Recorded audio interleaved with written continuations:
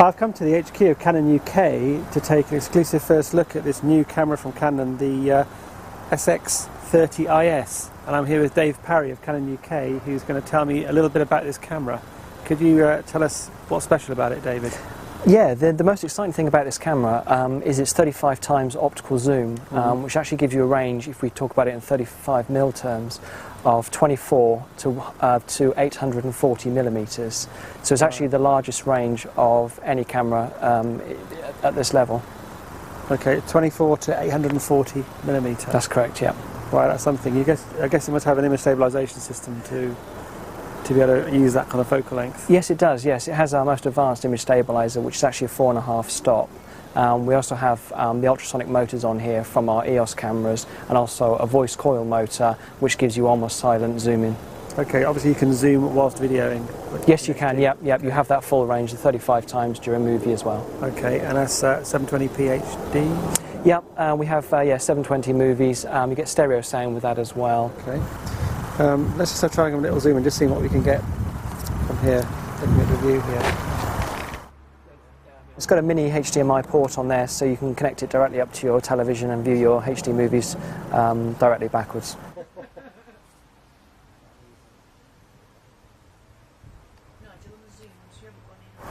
This is a 24mm.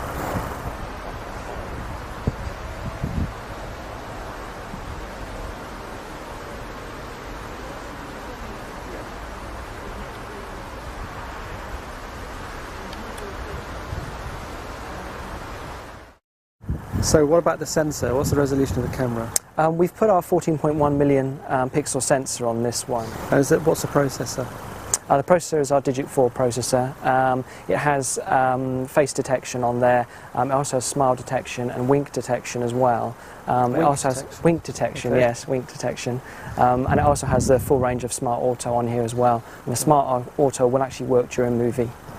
So I see it has a vari-angle screen. Yes, it does. It has our Pure Color 2 variable angle screen, which is one of the highest quality screens that we actually have on our DSC compact cameras. And it's 2.7 inch? That's correct, yeah. Okay. Obviously has an electronic viewfinder as well? Yes, it does, yeah. Okay. How do you switch between the two? Is there a button for that, or is it automatic when you It's automatic when you actually close the screen off. It'll automatically go to the viewfinder. You also have dioptic adjustment on there as well, so if you don't use your camera, if you use your camera when you're wearing glasses, you can actually adjust it. Okay. I see there's a dedicated video record button. Yes, there is. Yes, you can actually use it as a normal camera, and then if you want to shoot movies just by pushing that one button, you can actually start it, or you do have a dedicated movie function on the camera as well. Okay. Do you need to be in any specific mode? To shoot movies, no, you don't, but to adjust it, to change the different settings on the movie, you actually need to be in the dedicated movie button. Movie icon. Yeah. And this is just, what does this alter? What modes does this alter? This gives you the option to change between high definition movies or standard definition. Also gives you the ability to use the miniature effect in movie as well. Okay. The styling is quite reminiscent of sort of your EOS cameras. It has that sort of slight look about it. Yeah, we found that people actually really enjoy using a camera of this kind of style. So we've kept the styling very similar to our EOS. You notice it has got a hot shoe on it as well. So you have the functionality to use off-camera flash. Oh yeah, okay. Right. And built-in flash as well. Yes, yeah. So on the mode dial, I can see you've got the full range of shutter priority, aperture priority, manual settings. So what are the buttons here on the back of the camera? Yeah, we've got a couple of new buttons there. The most interesting one is the one at the top here, which is actually our zoom frame and assist button. What this one actually does is, when you're zooming in 35 times, if your subject actually moves outside of the viewfinder, it can be very hard to actually track your subject down and actually bring it back into the frame.